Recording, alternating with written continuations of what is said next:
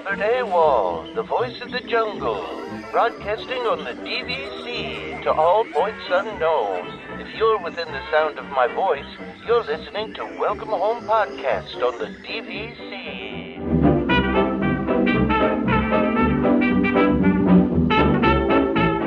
Hello and welcome home. Thank you for joining us on episode 190 of Welcome Home, a Disney Parks and Vacation Club podcast. I'm Tom. I'm here with Trevor. Just Trevor for now. Yep, that's fine. Yep. So we might get Damon later in the show, but I know he had some conflicts today. So, but Damon likes to burst in like what do I say? Like the Kool-Aid man. Yeah. He likes to burst in like the Kool-Aid man anyway. So yeah, he might do that at some point. We'll see. Yeah.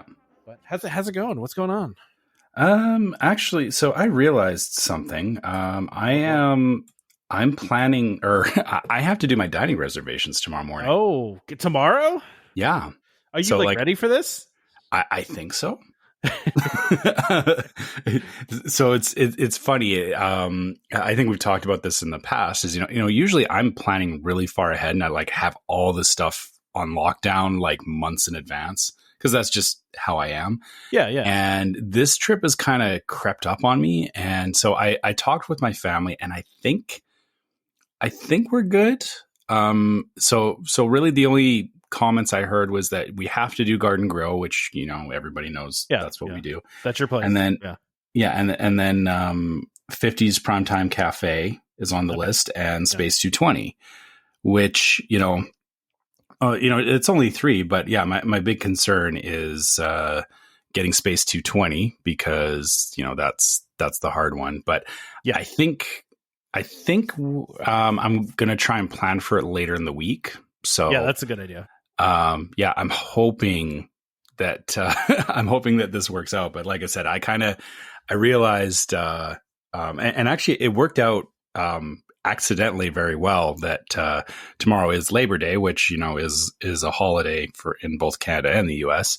Yep. And, so I don't have to worry about running off to work or anything, because that's really helpful. Yeah. Yeah. And in order for me to do this, I think I have to be up at 5 o'clock to book these. Yeah, pretty much. Because it's 7 is when the booking opens, right? I think it's 6. Don't say that. Okay. So I'm not sleeping tonight. Yeah. I'll just go to bed. I'll just go to bed at 4 a.m. And that might be the plan tomorrow. Yeah, but, I'm just going to tell. Oh no, you're right. It is 7. I'm sorry. Wait, it is 7. Okay. No. No. The online booking window opens at 6, and the phone booking window is at 7. So yeah, it's 6 a.m. Oh man, okay. That's what I thought. I thought it was 6 a.m. All right. Yeah, and I mean, listen, I also, if I were you too, I think I told you this, I got Space 220 at 5:45 a.m. So I sometimes they open a little bit early. They usually don't, but I got lucky that one time.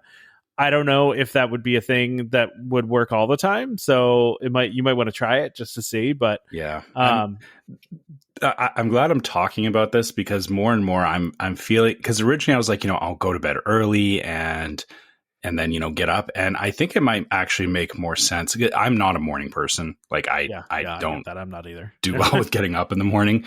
And I'm thinking I might actually just go have a nap later today, and then just, stay up really late. Pull it all-nighter. Yeah.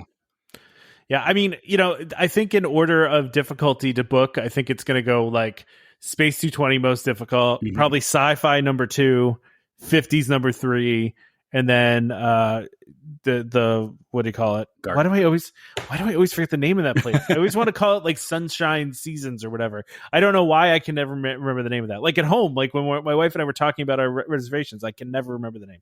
So Sunshine Seasons is downstairs. It Garden is. Grill is upstairs. I just always forget Garden Grill. Yeah. So I think you probably have a good plan. I mean, do you have all your park reservations and everything done already, or is that okay? So that's all done. So you know where you're going every day. Yeah. Yeah. That I was good on that stuff. I actually did that stuff because of the trip you and I had. Yeah. I was I booked the days for that, and then I was well, since I'm in here, I went and I booked all my days for my November trip. Yeah. So yeah, so that's all figured out. But that's why you say prime time is difficult, because I don't think I've ever had issue booking that. Like, I don't think it's difficult. Well, it was number 3 on my list of the 4 that you mentioned. So right. I mean, sci-fi is a tough one, right? So sci-fi is always a difficult one because they're limited on seats there. I do feel like 50s can be a hard one sometimes. Like, if you don't, I mean, it's definitely not as hard as Space 220. It's not as hard as, like, I tried to get Topolino's for breakfast. That ain't happening. Like, that was a really tough one too. There's a couple that are really tough. I don't think 50s is on that list, but it's probably in the medium difficulty, I'd say. Right. And I guess something that I'm playing to my advantage too is that when we're in Florida, I don't change the time that I eat, meaning that, like, I will book something like way earlier because to me it's like, hey, it's lunchtime here, but with the time zone offset, I end up booking like weird times, like 11 o'clock in the morning or 3 o'clock in the afternoon for dinner and stuff like that. That makes sense. Which, yeah, I feel that works to my advantage because it does make it easier when, I find those reservations aren't always snatched up immediately versus, like, if I was booking around like 5 or 6 p.m. for dinner, right? Yeah, exactly. Yeah. So I'm actually, that's interesting that you're getting ready to do that tomorrow. Like, it seems like it snuck up on you, but at least you know what you want, right? And like, and what days you want and all that. So, I also was rocking both I think I told you this, I was both on the website and on my phone, at the same time. And I found, I actually, was it the website or the phone? I thought you said the phone was faster. I can't remember which I said now, because one of them kept making me put my credit card in, even though they have it saved on file, and the other one didn't. Right. Well, which one was which? I don't remember. I said it on the show. So yeah, I guess the thing is on the phone you can pre-save all your credit card information, right? Like you can autofill the field. Well, it should be saved to your account though. It should just be saved to your account anyway. You're right, but but like you can, or I guess, I mean, you could do the same thing in a browser on your computer. I just don't usually do. I'll do that on my phone, but I don't do that on my computer. Like, pre-save your creds and all that. So.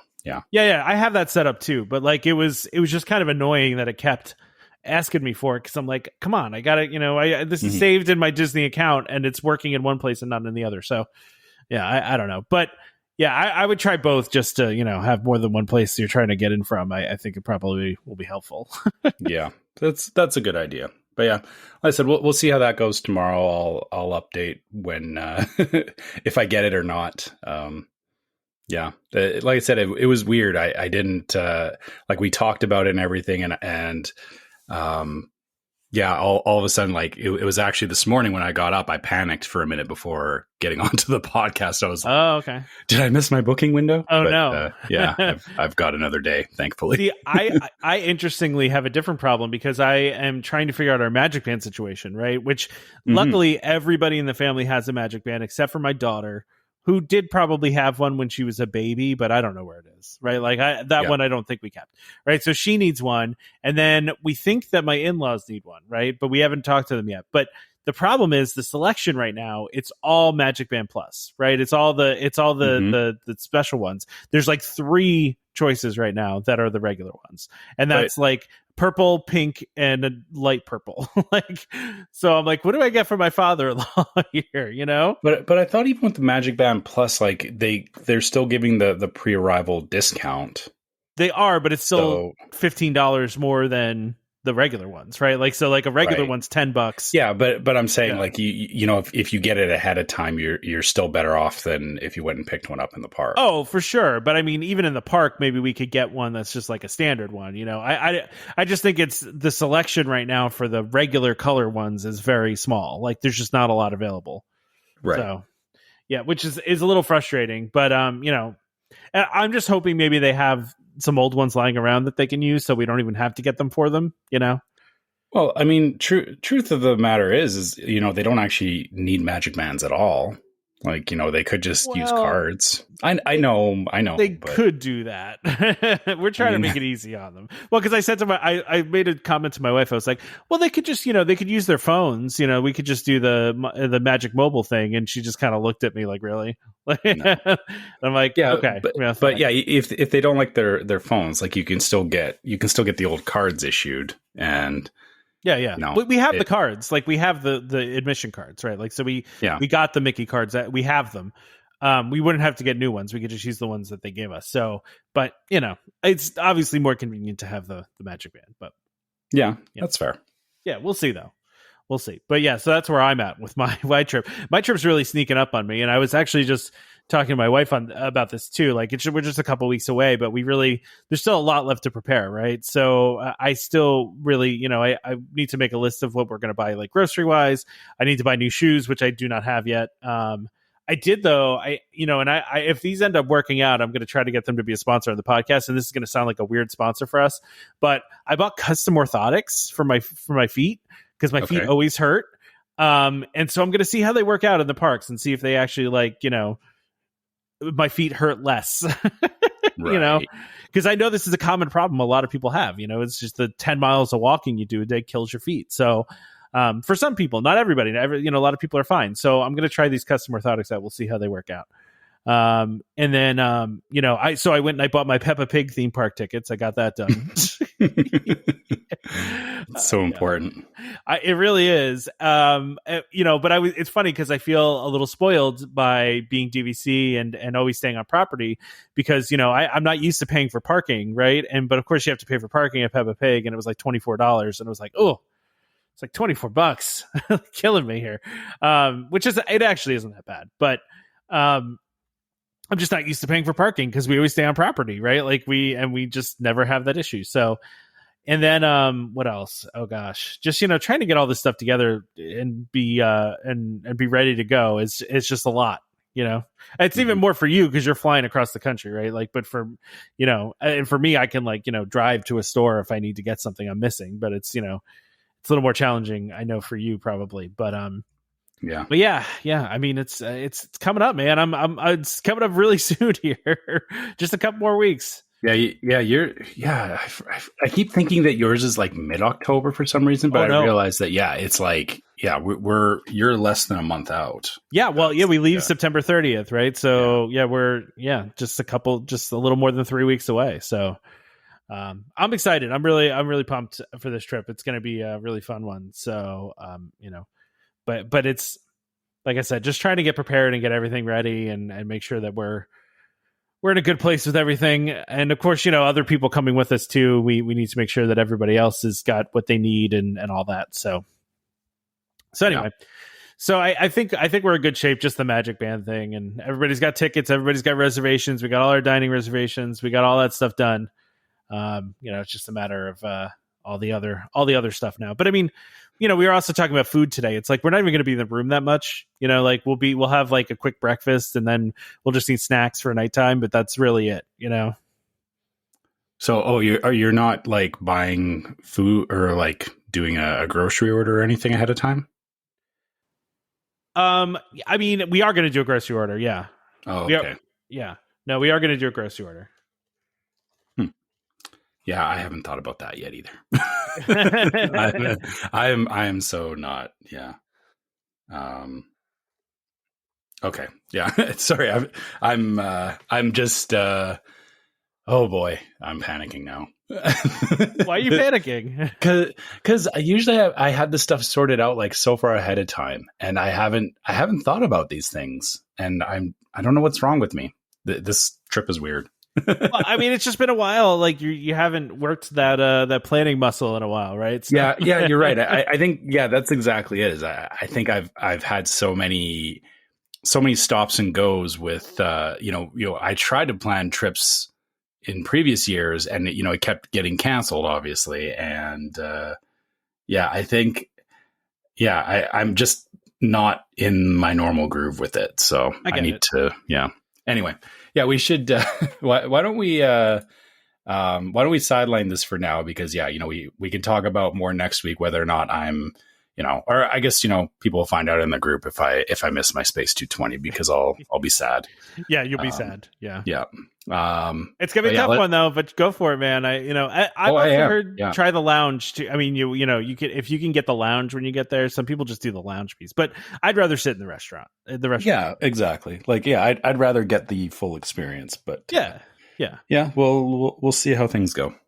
Anyway, why don't we do some listener questions? Yeah, that sounds good. So B Meyer from Discord asked us next episode question for Tom, Trevor, and Damon. Question: What nighttime show of all shows, all parks, has the best soundtrack? I know my answer. Oh, you go first then. You go first. Oh, Paint the Night. Easy. Okay. All right. Yeah, it's such a fun soundtrack. It's such high energy, and it really just, I mean, it's a parade. So it's, I guess he's saying, it qualifies as a nighttime show. It's because it's a nighttime parade, absolutely. Right? And the whole soundtrack, it's just like a cool remix of like a bunch of different tracks from different Disney and Pixar shows, right? Like it's, I like it because it's upbeat. Can I do a top 5? Am I allowed to do that? Sure, go for it. Yeah. All right, so let's see. Number 5, I'm going to say, and this is in order of of good to great, right? Like so. Mm-hmm. So I'm going to go with Rivers of Light, which brief show at Animal Kingdom had a great soundtrack. I'm going to go number 4. This is going to be controversial. I'm going to go with Wishes, which I know some people would rank that higher, but I'm not. Number 3, I'm going to go Happily Ever After. Actually, no, Happily Ever After is number 2. So we're going to go number 2 for Happily Ever After. Number 3 is Fantasmic. And number 1 for me is Illuminations. So that's where I'm at. Yeah. That's where I'm at. I can definitely agree with those.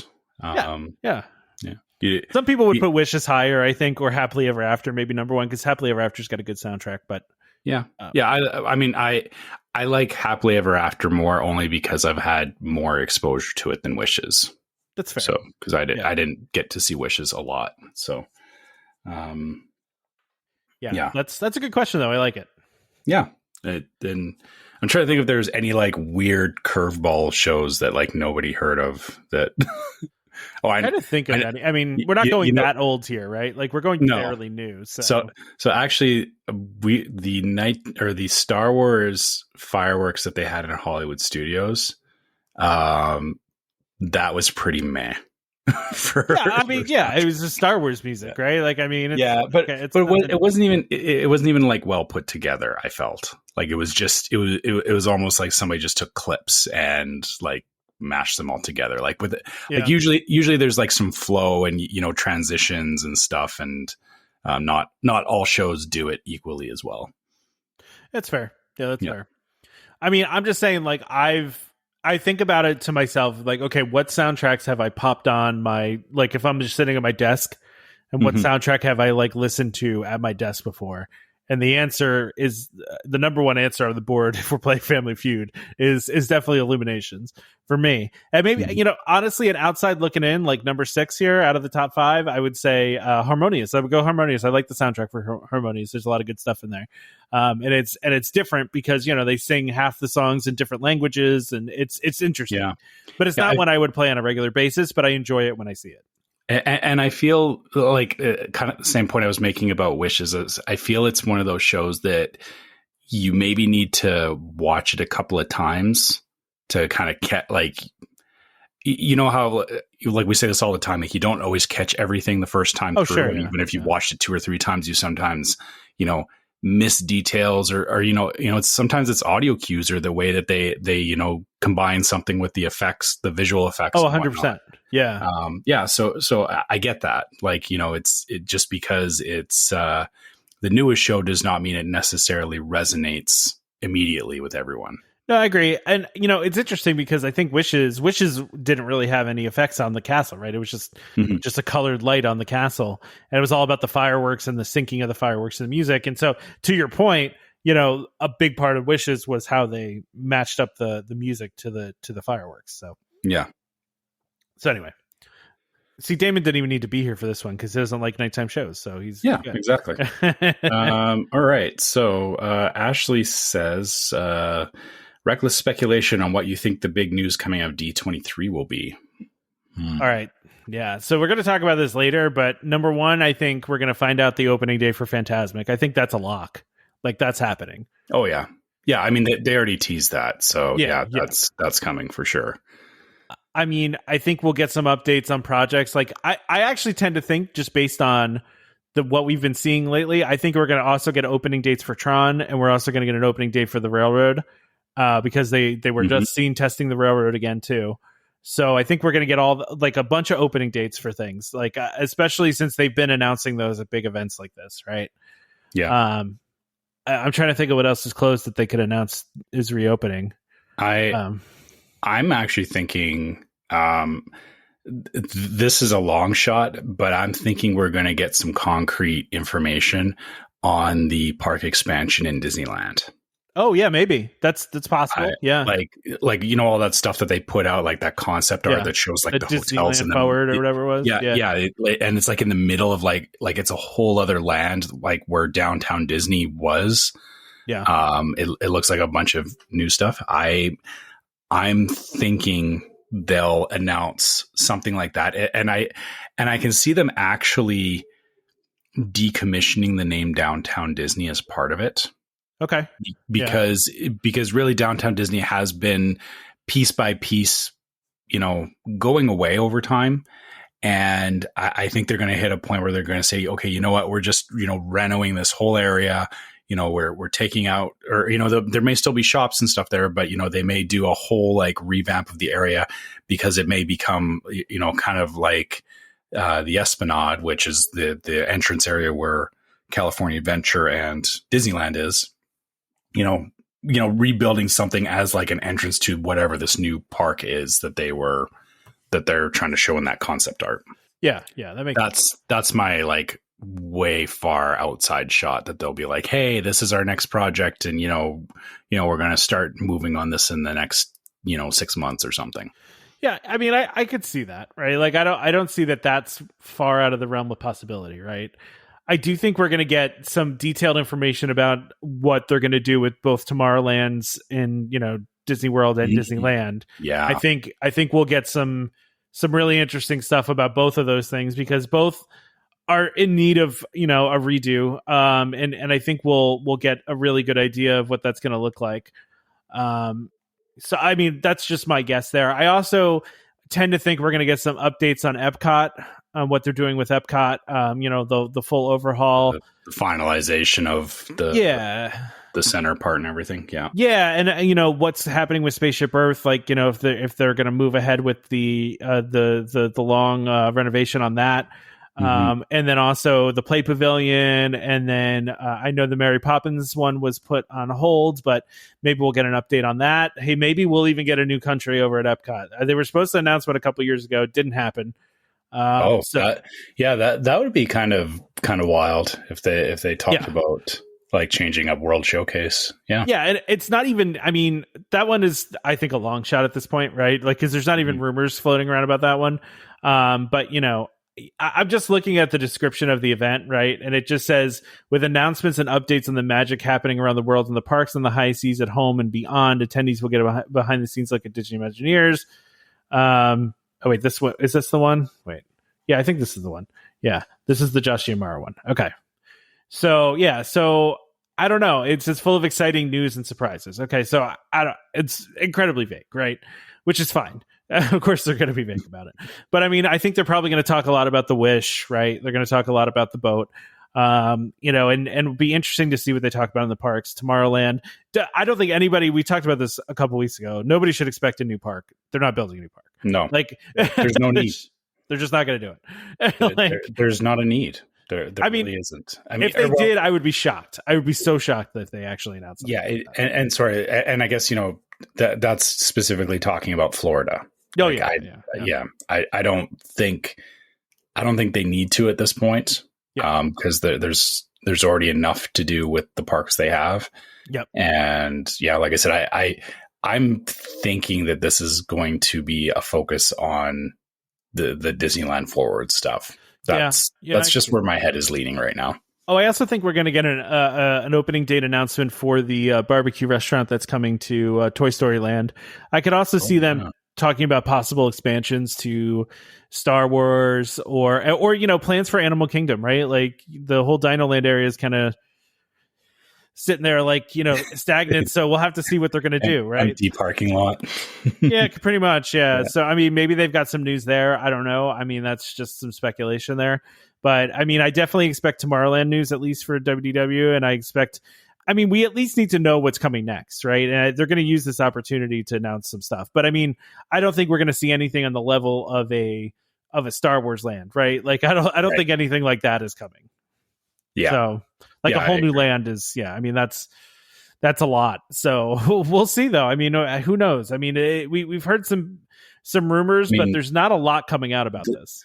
The thing is Dino Land could be on the same scale potentially. Sure, sure. Like, renoing that whole area, could be a big project like that. But yeah.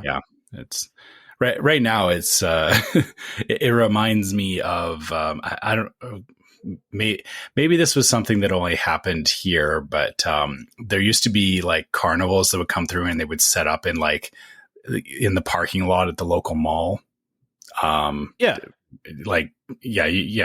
know what I'm talking about. Like, they'd show up for like a week during the summer or whatever, and just basically be there to take your money and get some terrible rides. And the looking at Dino Land right now, it's looking more like that than I think they intended. I know they intended to be like a side or like a roadside attraction kind of thing, but it's not looking like it in any kind of good way at the moment. That's fair. That's a fair, criticism of that. So, I mean, we're going to have to see. I really don't know what's going to happen. Right. And there are so many times, there's some people good out there at getting rumors, right? But like, there's not a lot coming out about this, and that either means that they've locked down on the leaks or they don't have a ton to announce. I don't know. But the fact that we're seeing, we saw in the earnings call that they're really increasing their budget for the parks, and they're increasing, their capital expenditures for the parks. I do think that there are some major projects that will be announced. I just don't know what. So we'll have to see. I'm interested, though. I'm excited for it. I think it's going to be a big day. So, but like I said, don't get too excited. Don't make your expectations like there's going to be a new park, because there's not going to be. Anything is a nice to have, and at this point, it's like you said, it's not. Even if they didn't announce anything this year, that wouldn't dissuade me from there. Like you said, there's still so many things that are in flight, and just them just improving the parks, right? Yeah. Like they've been in this mode for a while now of improve what they have instead of building new, right? Like, and also, but they've also been building new, right? I mean, you got to think the past 10 years we've gotten a lot of new stuff, right? There's been a lot of new things, right? So, they're going to keep doing that. So, yeah. So Vicky wants to know, is this the best time to be a DVC owner? If not, when was? I mean, just based on what I've heard from early DVC owners, I think maybe it was better, when you got free tickets and free valet parking, according to Derek. I think that's the thing, is that, the best time was when DVC first came out, because nobody knew what it was. Sure. Right. Like, it was way cheaper. It was way like, getting in on the ground floor for something like this, would have been the best thing for sure. Yeah. But, is it a bad time to be a DVC owner either? I don't think no. So. Yeah. No, definitely not. I think, I think any time you can get in is better than not getting in at all. Yeah, I think there was a time, right, like when it first started, that it was almost like Disney's best kept secret, right? And there's something great about that in and of itself. But now it's like it's not a secret, right? They advertise the heck out of it, but you also get the added benefit of it being a focus, right? So like if it's best kept secret, they're doing some nice things like, the free tickets and all, but like it's not as much of a focus because they're, it's a small piece of what they're doing. Now it's such a big piece of what they do that they, really do focus on DVC owners a lot. I mean, I know we don't have the benefits that we used to have, right? But we still have, events and lounges, and we're going to talk about the new lounge that they just announced in a few minutes here. But, and they're still building new buildings. So, yeah. I mean, I think the focus on it now is great, but, I think there were more perks in the past, obviously. And it's funny you talk about how like it's much more widely known now. In the grand scheme of things, it still really isn't. That's true. That's true. Yeah, that's true. Yeah, that's the funny thing about it. My and again, this is my personal anecdotal experience. I know it's not the same as everybody's, but there's two parts to it. One, like around here or where I live, I have to explain it to people. They're like, oh, how do you stay down there? And I explain, I've got like, these points, Disney Vacation Club, all that. And people will go like, oh, like they don't even know, they didn't even realize that was even a possibility. Yeah. And then, secondly, when I'm in the parks, I see it as well. We've had plenty of random conversations with people and, over the years, just talking to people on the bus or whatever. And, people, it's not as common as you think. Like it's not often that I'm running into other DVC members. No, so, I don't disagree with that. Yeah, that's just my own experience. Like I know there's a lot more of us now than there was years ago, but it's still not that, like DVC is taking over the parks. No, I agree. Yeah. I agree with that. I mean, I guess it's just a matter of how you look at it, right? Were the better perks better years ago? I don't know. Probably, but now you can also buy and sell a lot easier, and there's a lot more value in it. I don't know. I also can't live in the past either. Yeah, that's fair. Because then I don't enjoy my membership now. Yeah, that's true. That's true. All right. So I put Dan's question on here. This is from Discord. Yeah. Okay. All right. So I should explain this because most people are not on the Discord, right? So I had posted, for those that don't know, Winnie the Pooh is now public domain, right? Meaning anybody can use the characters and do whatever they want with them, right? So if you guys are interested, there is a really bad horror movie coming out starring Winnie the Pooh called, what is it called? Winnie the Pooh, Blood and Honey. Yeah. So yeah, don't Google this with your kids in the room. Don't Google this with your kids. Full warning. Full warning is adult only, right? And so I thought it was funny because it's obviously a really, it's, I don't know how to explain it. It's a silly horror movie. It's not like I don't think it's taking itself totally seriously. It's totally a B-rate horror movie or 100%. Yeah, 100%. And so we got talking about this, and for some reason, I think Chris brought up Snakes on a Plane, which I'm trying to remember if I even ever saw it, right? But we were bringing up other kind of bad horror movies, and this Snakes on a Plane wasn't even really a horror movie. I feel like it was more like a comedy than anything, or an action. It was supposed to be like an action, maybe thriller, but not even close. But if you want a good laugh, go look at the trailer for Winnie the Pooh, Blood and Honey. But again, not with your kids. This is not a kid thing. So don't look at it with your kids. But so he wants us to give a 30-second pitch for a Snakes on a Plane amusement park ride. First of all, I don't even know who owns that movie, right? Like, so let's just pretend Disney bought whatever company it was, right? Okay. But I mean, how do you make a theme park ride? It's got to be like a simulator ride, right? Because like you're on a plane, you can't go anywhere. Okay. So yeah, let me think about this for a minute. So it would It's a tough one, right? I'm like, okay, you can do a simulator, but then it's like you're sitting in a plane. Yeah. And that's just, and then stuff starts happening. So then I don't know, like wet noodles go by your feet or something. Yeah. Like the effect of that. Yeah. Yeah. Yeah. That.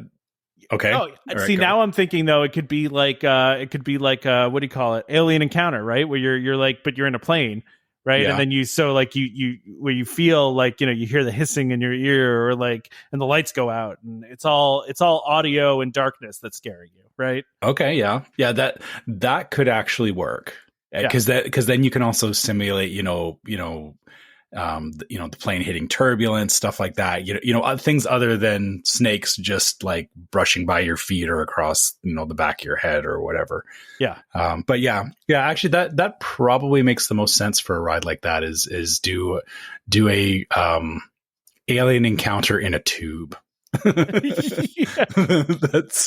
I had to put this question in there just because I thought it was funny, and the whole conversation that was had in the Discord was very funny. Anyway, do you want to do that's it? Let's just leave it there. We're just gonna leave it there. More pitch. We gave our pitch, and that's it. So go ahead. All right.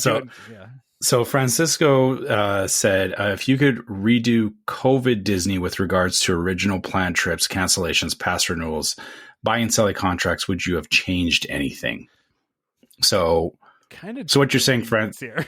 I feel what he's saying is, looking back at how things played out with, some of the COVID decisions, would I have done anything different than what Disney did? I mean, I think he's saying, would we do anything? I don't know. This is is he saying that like when Disney was open during like the peak of COVID, like would you have not, canceled do you regret canceling a trip, or do you regret not renewing a pass? That kind of thing. Or would you have sold a contract or not sold a contract? I don't know. I think that's what he's trying to say. Oh, okay. I mean, if I was talking about myself personally, no, I wouldn't have changed anything because you couldn't get in the country. it wouldn't have made a difference. So you could have got in the country. I guess I never would have considered selling my DVC contract either. Like I would have, I would have just rented out points if I needed to. And actually, I guess the only thing that I wish I could have done differently is we did have an annual pass before everything shut down, which we let expire. I would not have kept it going. I wish I could have, though. I wish I could have somehow justified to keep that intact, just because I can't get an annual pass right now. But that would have been a bunch of money wasted. Is the thing. So I agree. Yeah. All right. So I don't know. I wouldn't have done anything differently. Honestly, we did a couple trips during like the peak pandemic, and honestly, they were short trips, but they were great because the parks were kind of dead, and it was kind of nice.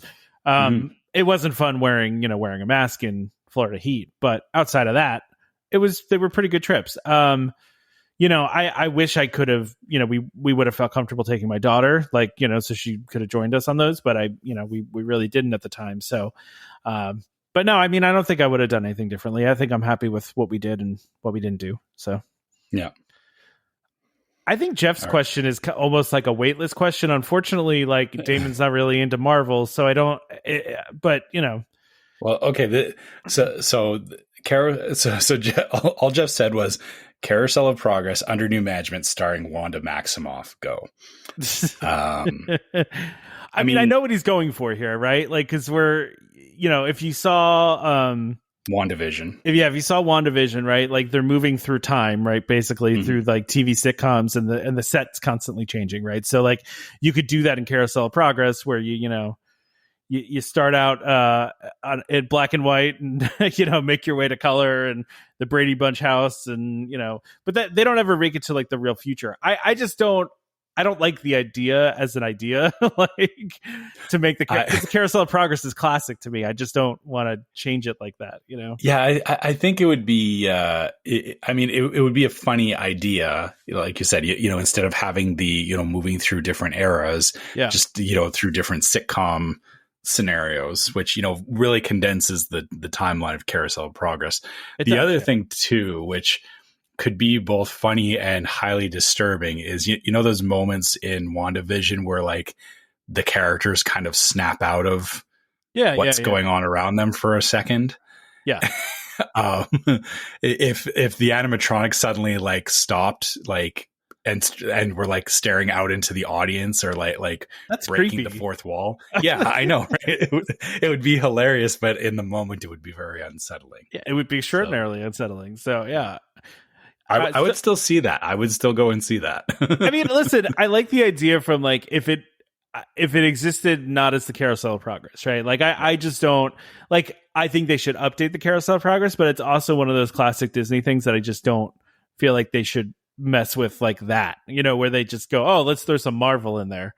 You know, especially since they can't anyway. But but yeah, I don't know. It's an interesting, funny idea. It's funny. What would be cool is if so like not replacing Carousel of Progress, but it, like again, I know mechanically this isn't how the ride works, but like if it was like every fourth rotation or something, they had like an alternate script and sets and stuff where it's like most of the time it's fine, but if you get on it at the, you know, I'm using air quotes, wrong time, it's like you're like creating like a horror ride. I feel like you know.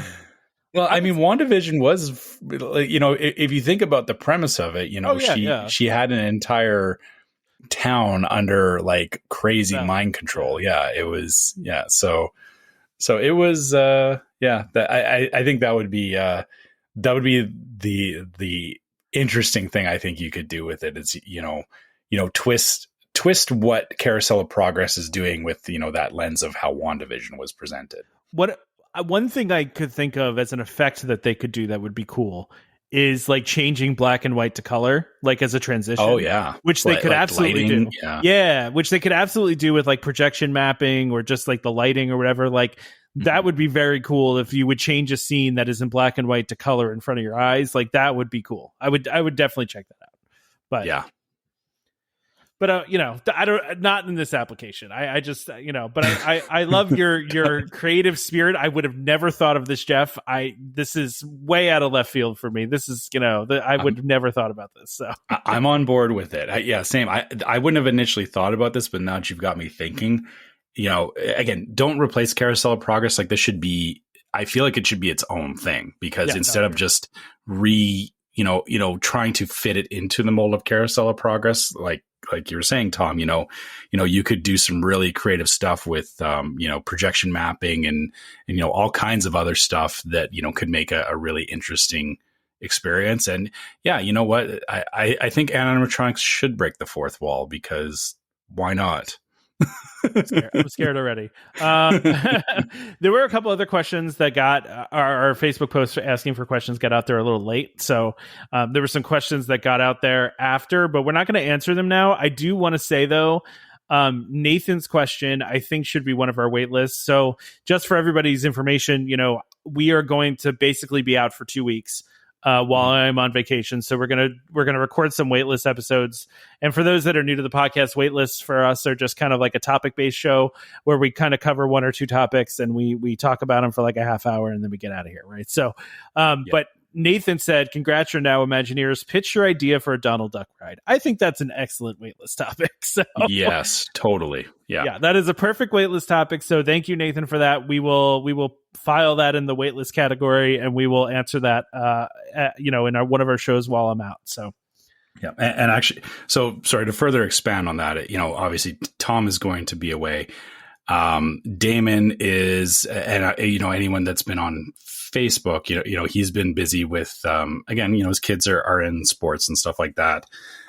He's not going to be, readily available here for the next little while. So, yeah, rather than us try and gamble on if it was me and Damon wasn't here, guys would just hear me monologue for like an hour. We've already talked about that. That's not a good idea. yeah. You don't want that. So I don't hear any of us do that. Yeah. So yeah, wait lists are the better option here.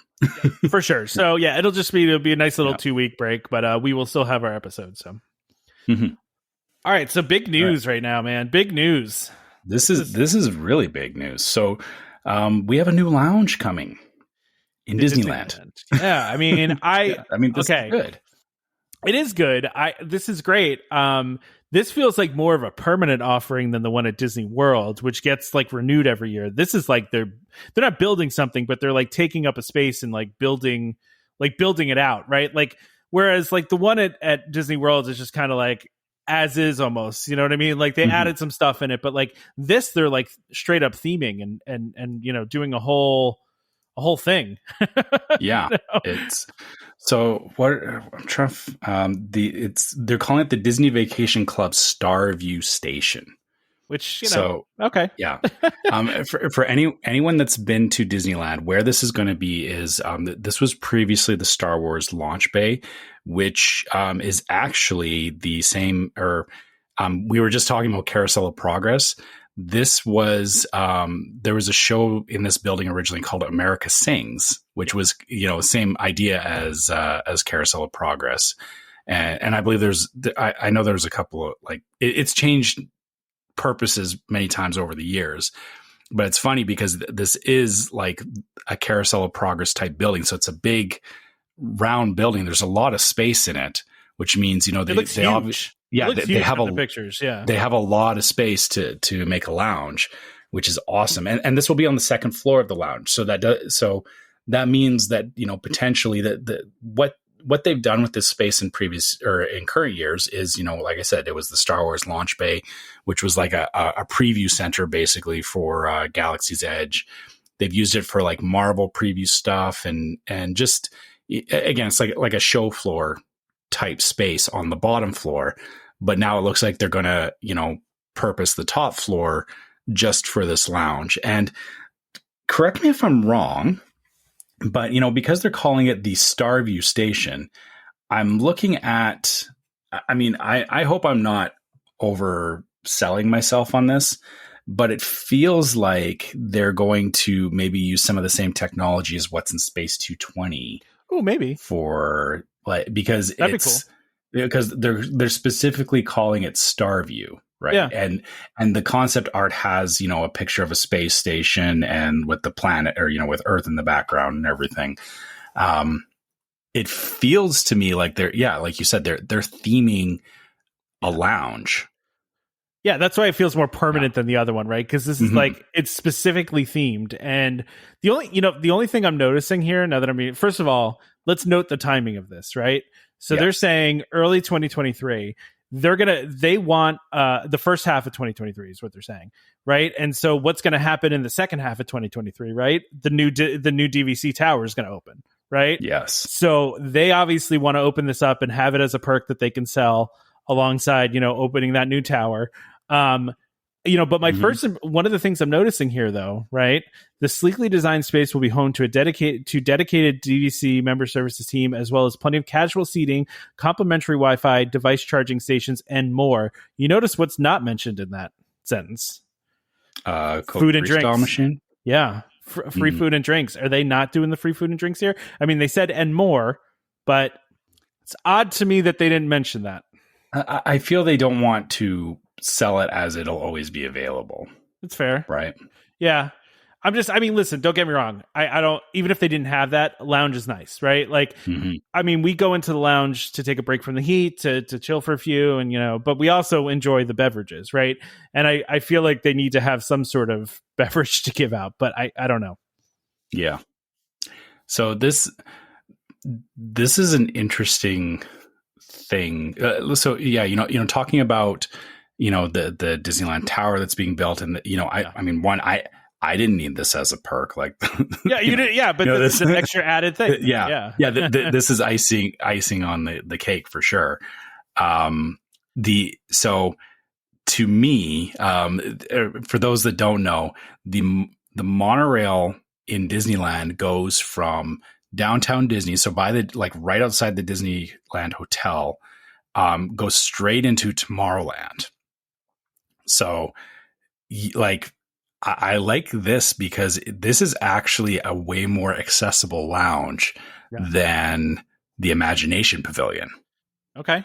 Meaning that, like, I don't have to, or like the Imagination Pavilion is kind of like in a back corner of Epcot, whereas this is like, you could, you know, hop on the monorail, go straight into Tomorrowland, get off, and, you know, in 2 minutes you're in the lounge kind of thing. Well, and the big thing here, yeah, that's great. This space though just looks huge. I mean, like, it can be hard to get into the one sometimes at Disney World because it's kind of a small space. This one looks like it can accommodate a lot of people. I mean, it is a big space from what they're showing here. Yeah. It looks pretty dark in there too, by the way. I don't know why it's so dark, but but I think that's that's why I'm leaning towards, like, you know, again, the concept art.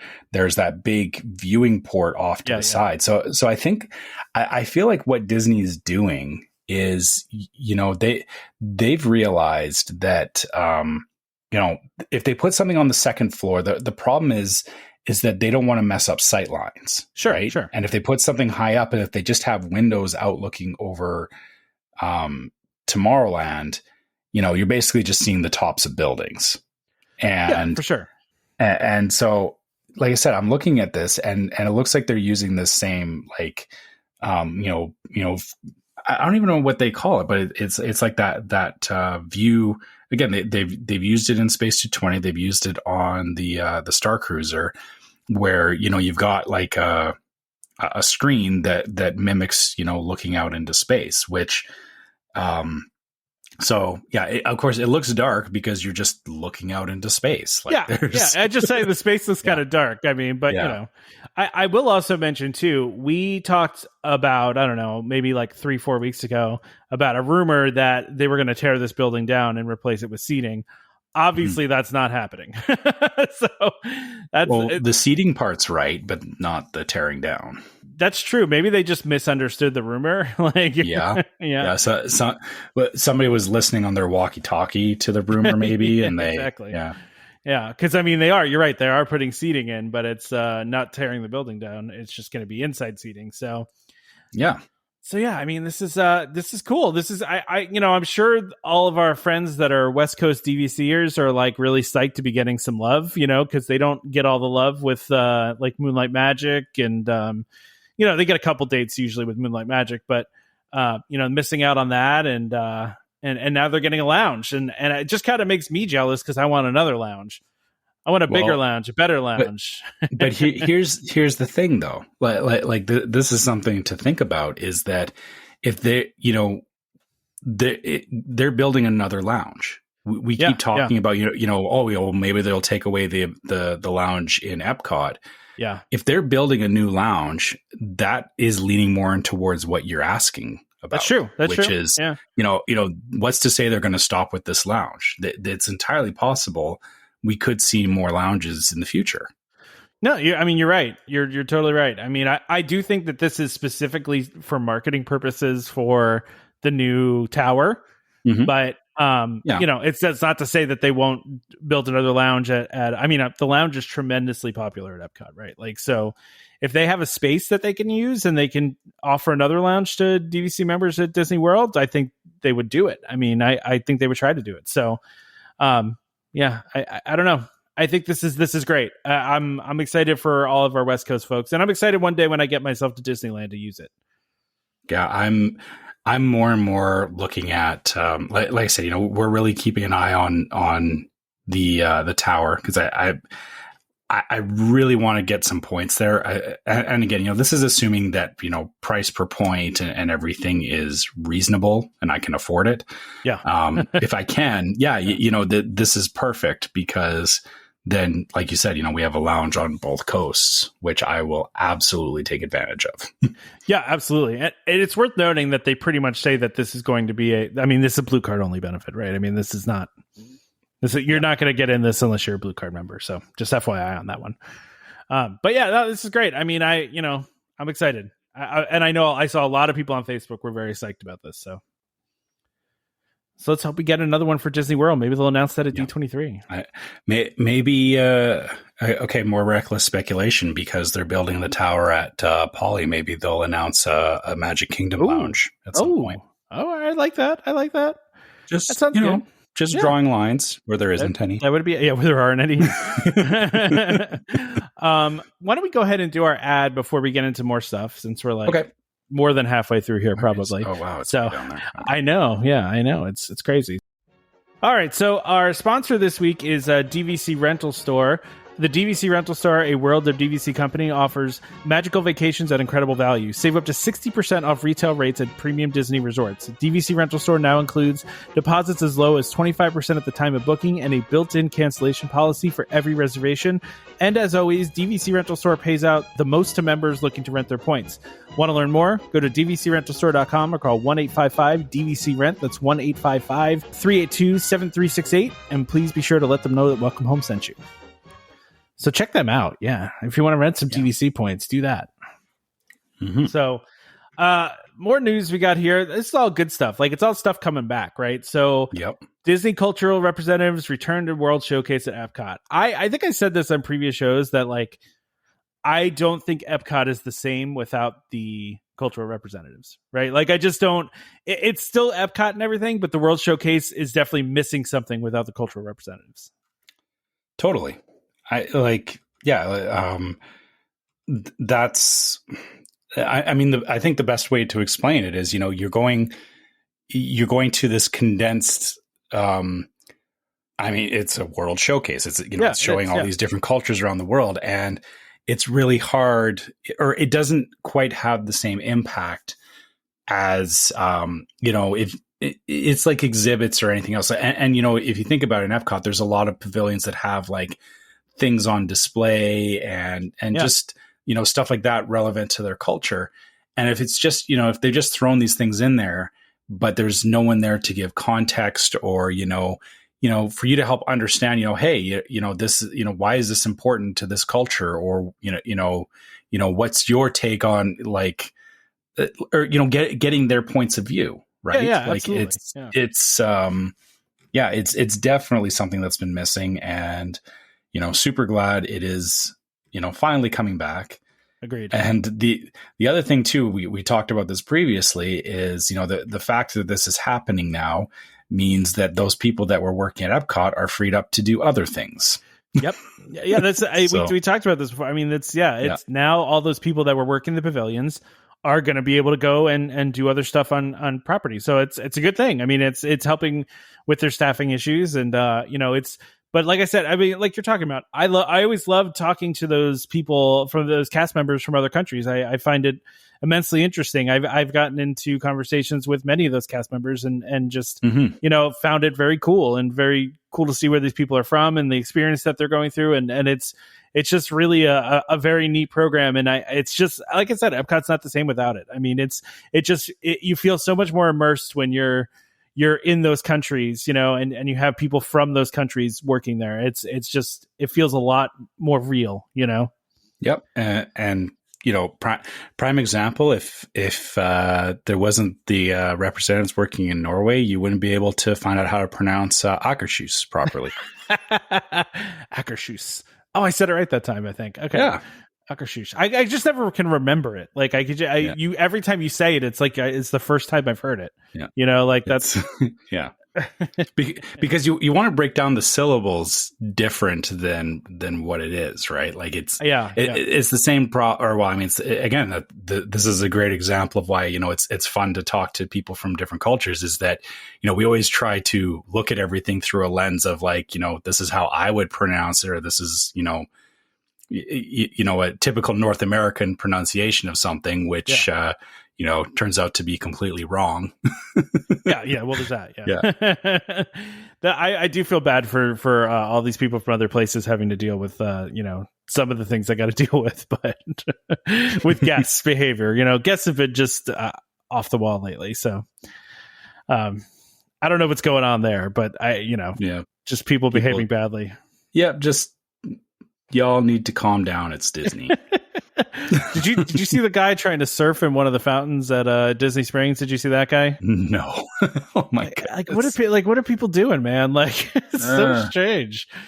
I mean, I don't. I mean, then there was the girl too that like hopped over the railings in the queue for Space Mountain and decided to go sit in one of the chairs that's like in a little scene over there. Yep. Yeah, I mean, like, come on. It's a lot of these are the influencers and the social media people trying to get like, trying to get attention. Yeah. Just like, I'm so tired of that, man. I mean, I guess it's better than people fighting, but it's like, I just like all these people trying to get themselves attention and breaking rules. I'm just like, I don't have any patience for rule breakers. That's, just in general. I guess my whole thought process on that is, I was taught when I was a kid to, be respectful of other people's stuff. Like where are these people's parents? Yeah. Where'd that go? Like where did you learn that it was okay to like do this kind of stuff? I know, seriously. And then I'm just like watching this and I'm just like, oh, they should just ban this girl immediately. Like, I mean, first of all, if you're going to post it on your social media that you did it, you're just inviting a ban. Oh yeah. Right? Like, I'm sure it wouldn't be that hard for them to figure out who it was. Right. Oh, I'm sure. Yeah. That I would bet that, Disney, when Disney catches wind of something, I'm sure they can zero in on it way faster than you realize. 100%. 100%. Yeah. So anyway.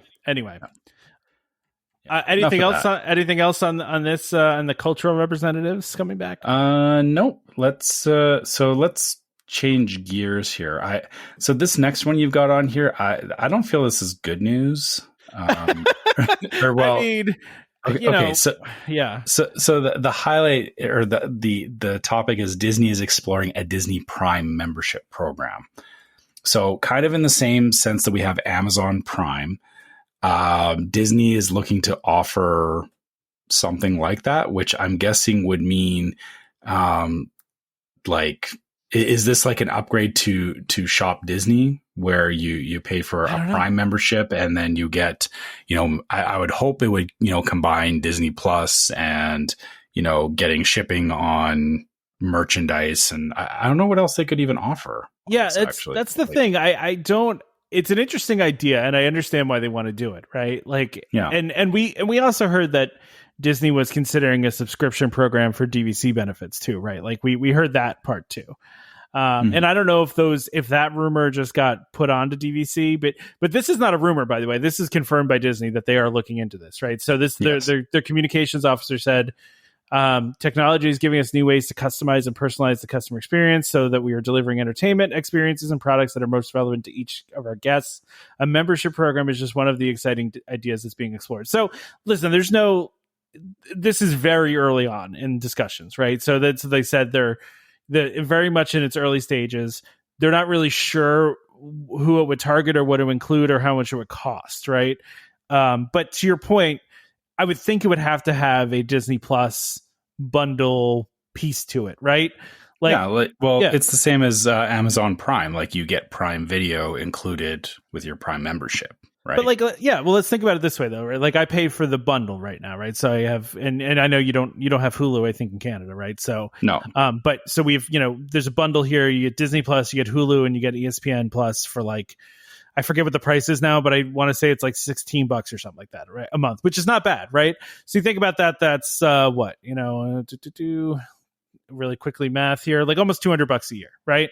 Yeah. So if they were to offer something where they said, okay, you can get the bundle for $200 a year plus a bunch of these other benefits, free shipping at Shop Disney and discounts in the parks or something like that, not a bad deal. I might go for something like that.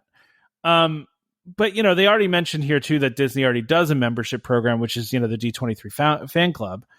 But that, has like exclusive merchandise. You get the magazine and discounted tickets to the expo. Right. So, but it's not like a lot, though. But again, that like you said, that's very targeted at like super fans. Fans, yeah. This is sounding more like it. They even said, it'd be aimed at more casual fans. Yes. So more what I was just talking about with like having a Disney Plus bundle and maybe discounts on Shop Disney and that kind of thing, right? Because like I've never done D23 as a membership because the benefits to me feel not worth it, I guess, right? So I've just never wanted to do that, but I don't know. It's an interesting idea. I mean, as long as they're not taking things away, if this is just like an extra thing, then fine. Like I'm not bothered by D23 existing, right? Like that's fine. Have D23. I'm not paying for it, so I don't care. Yeah, and I guess that's kind of the sticking point for me on this is that if they make it into a thing where it's like, oh, you got to get this Disney Prime bundle, or else you're going to be missing out on a bunch of stuff. Like it becomes a whole, like, Amazon Prime is cost effective because I can easily access it.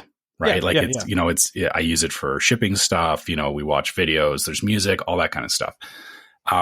If Disney, my only worry with this is that, I feel like sometimes Disney's a little tone deaf to anything outside of the States, which is very frustrating because, if they did this right, my big complaint since they closed all the Disney stores is that, Shop Disney is awful. Like I won't buy merchandise off of Shop Disney because it is way more expensive because they don't, they don't factor shipping in for Canada, which, it shouldn't be that hard because, somehow smaller companies manage to do it effectively. And yet, Disney doesn't bother. Right. So, if they, like I said, this would be my only concern about this is that if they offer it as, here's this thing, but if you live in the wrong area, it's basically useless to you. I really hope Disney opens their eyes a little bit to the fact that there's more than just the people immediately on their doorstep that they should be catering to. Yeah, that's fair. I know that you've had a difficult time with that in the past, right? So like I get where you're coming from on that. I mean, even though for me, it's, it's not an issue for me. Right. But yeah, I understand why that would be frustrating to you for sure. Yeah. Well, I mean, basically doubles the price. Like that's actually why I do a lot of my shopping for stuff when I'm on trips to Disney, because having it like I could order the same stuff off of Shop Disney, but when you factor in shipping and everything, it ends up almost doubling the price. Yeah. Yeah. That's crazy. Yeah. So maybe this will fix that. Yeah, that maybe. Nice. Maybe. But I mean, listen, I would be interested to see what people want from this, right? Like, what would you want from it? I don't know the answer. I want Amazon Prime, but I want, give me like Disney Store Prime. And then, maybe discounts or a lot of stuff that I guess we're already getting, like we get discounts through DVC and stuff like that already. Yeah. But, maybe offer some perks, like they're saying, you can have the video service bundled. You can have, Shop Disney merchandise bundled in there. And then you can also have some perks for when you actually go to the parks. Like really integrate all of the different things, right? Like the Disney Plus, which they've been doing a little bit of, right? Like Disney Plus members can get discounts in the parks on, like they run certain promotions for Disney Plus members to get like a discount in the Disney parks. And there's, there's lots of things that they could do to go across these different lines of business. It'll just be interesting to see what the price point is, what the benefits are if they ever come out with this, right? This is not something that's imminent. We should note that, right? Like this is something that they're talking about. Yeah. And that's all. And that's the other thing too, is, Disney sometimes is a little late to the party. Sure. Yeah. Which, hopefully this isn't a matter of, by the time they figure it out that it's like, well, we've already got something better, or that, they missed the boat on, getting people to use a service like this. Yeah. Because I can see that happening. Well, and so this is on the last earnings call, Chapek said, he mentioned, so he referred to the company's ability to reach people with our uniquely engaging content across an array of touch points. And the person that wrote this article said, in other words, Disney owns a lot of content from Marvel to Star Wars to Pixar and more. It has a streaming service, theme parks, resorts, and is even building its own residential communities. Why not bundle more of this together and let people really live Disney? Okay, so I mean, that makes sense, right? Like they're just trying to offer these benefits all the way across different lines of business. So, I mean, I don't know. We'll have to see. Yeah. I mean, it's another revenue stream for them, and I'm sure some people would subscribe to it if it's worth it. So, but make it available in Canada. And for our international listeners too, we have a lot of international. Yes, listeners. yeah. Canada, UK, like Europe, everywhere. Like, Yeah. come on, Disney. I think I told you before, like for some reason, like we have a bunch of people that listen in Sweden, and it boggles my mind, but I like it too. It's kind of cool. So hi, Sweden people, if you're listening to us right now, hi. Thanks for listening. So the next thing we have on the list is something that excites me greatly, maybe. Like we talked about this earlier, right? Yes. So Disney Parks on Instagram put out a video teasing that Fantasmic is coming back. They started cast rehearsals. The video is kind of funny. I like the video that they put out. Really fun. It's a play on that the magic square that that cast members will do in the parks. So I guess anyone that they don't just do this for young kids, but it's usually young kids that have the most fun with it. I find where they'll put they'll put tape down with a square, and then there'll be a bunch of cast members standing around. When anyone steps into the square, they would all applaud. Yeah. So this is the same thing they're doing, but the cast member is stepping into the square, and the Fantasmic sign is turning on in Hollywood Studios. Exactly. Yeah. So every time she steps into the box, the Fantasmic music plays and the sign lights up. And then when she steps out, it turns off. And so they do a little thing there. So, but yeah, I mean, this is one of those things where I'm very much hoping that they do announce the opening date at D23 and that opening date occurs while I'm there. So, which I think is possible, right? I don't think it's, I don't think that's, if they're doing cast rehearsals now, I mean, how long are they going to do cast rehearsals for? To me, I think I'm hoping first week of October. I'm hoping this opens October 1st and I can go October 1st. Like that's what my hope is, but we'll see. Yeah. Well, so would you accept like a B-rate performance of Fantasmic just so that you can watch it? Yes, I will. I'll accept anything at this point. Give it to me. Yeah, for sure. I'm all for it. Bring me whatever show you got. I mean, like, listen, it's a new show too, right? Like they've replaced some pretty big sequences. They've changed a lot within the show, and we really don't even know what that's going to look like. Again, I think we're going to get more details at D23, right? So of what they changed and what the new scenes are going to look like, and hopefully an opening date, and hopefully that opening date occurs between October 1st and October 11th.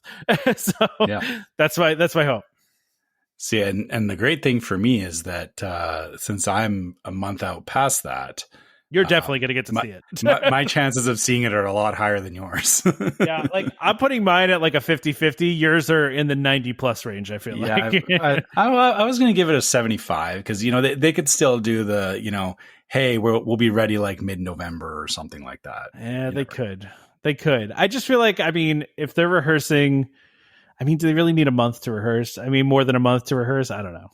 But I know it's a lot of stuff going on in that show, and I know it's a new show. So I like how I'm rationalizing this, Trevor. Yes, there's like full on stunt performances and stuff. They don't need to follow safety protocols. Just get up there, guys. They also didn't just start when they posted this video, though. They started this weeks ago. Yeah, they waited it especially for this Instagram video to start. Yeah, going. They just posted this on the 1st of September. They were doing it weeks ago. So usually they don't post these things unless they're like really confident. Like you're right.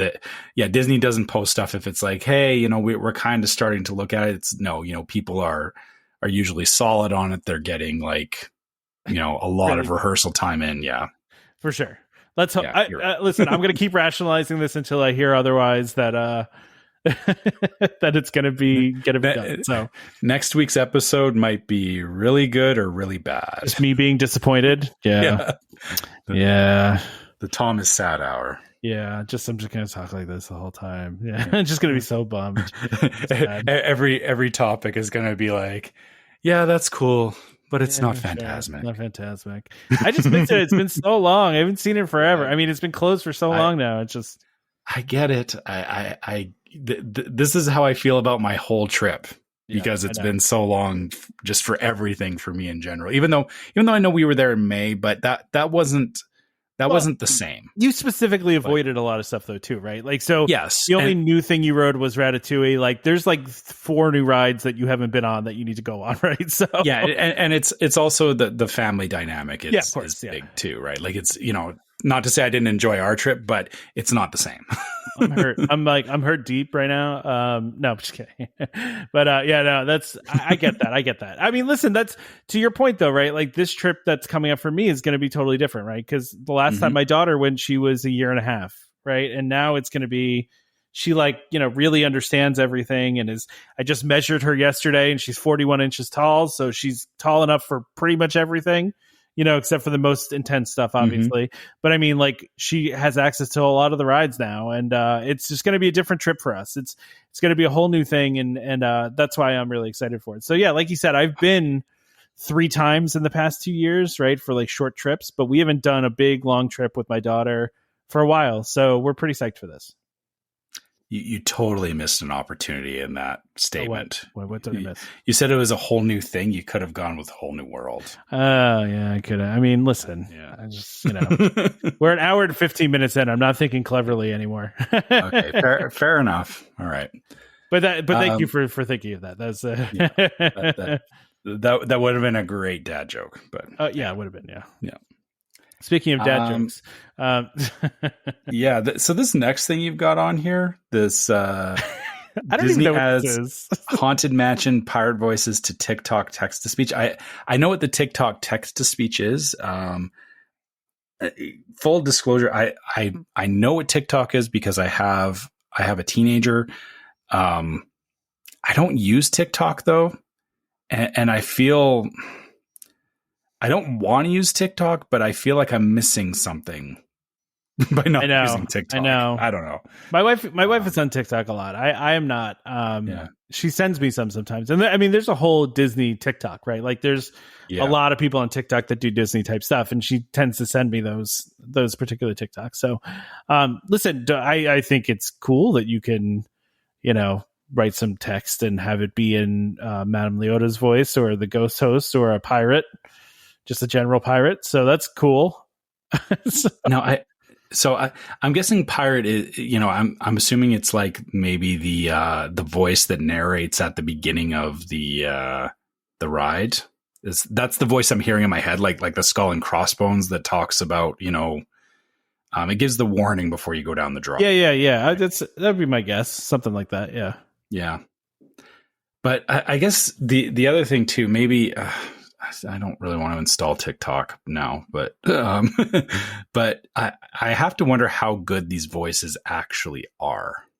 It's a good question. It's a fair question. I know. Like, I'm looking at the thing, and they have like a little video preview of it, but that's just saying very specific phrases. Okay. I have to wonder how well the text to speech handles like other things. Other things. Yeah. That's interesting. Yeah. Is there a video on this? Oh yeah, I guess there is a couple of videos. Yeah. I just ignored it completely. That's really loud. The ghost host one sounds kind of terrible to me. Yeah. You need to have like it needs to be a deeper voice there. Yeah, that's not Thurl Ravenscroft voice at all. No, it needs to be much deeper than that. It's very like actually no, it wasn't Thurl Ravenscroft. It was who was it? Gosh, was it Existencio? No. He was the Imagineer. Oh, Paul Frees. There you go, Paul Frees. Thank you. Yeah, it was Paul. Yeah, sorry, Thurl was singing. He was he was singing the song. Yeah, and that's why I always confuse the two.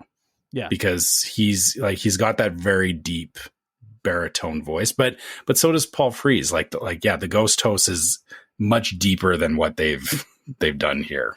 So yeah, for sure. And Paul Frees is dead, so it's not like they can do anything, right? He is dead. Yeah, he's been dead for a long time. Mm-hmm. Yeah. So it's not like they could replicate that, but I'm sure they could have gotten like a deeper voice to do it. I don't know. I will say the Madame Leota one's a little better. The ghost host definitely missed the mark, though. It sounds like Stacy Keach. Stacy Keach is that's what the ghost host sounds like to me. I don't know. Okay.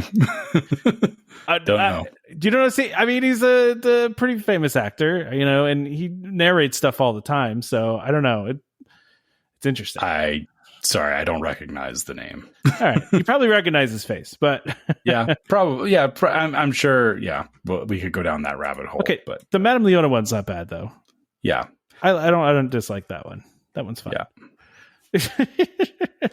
I'll have to check this out, or have to tell my wife. Like, my wife doesn't like make TikTok. She only like looks at TikTok. So, Oh, this says, by the way, it's going to be available in Canada though. So that's good news, right? So again, it like region locking things on the internet now is so.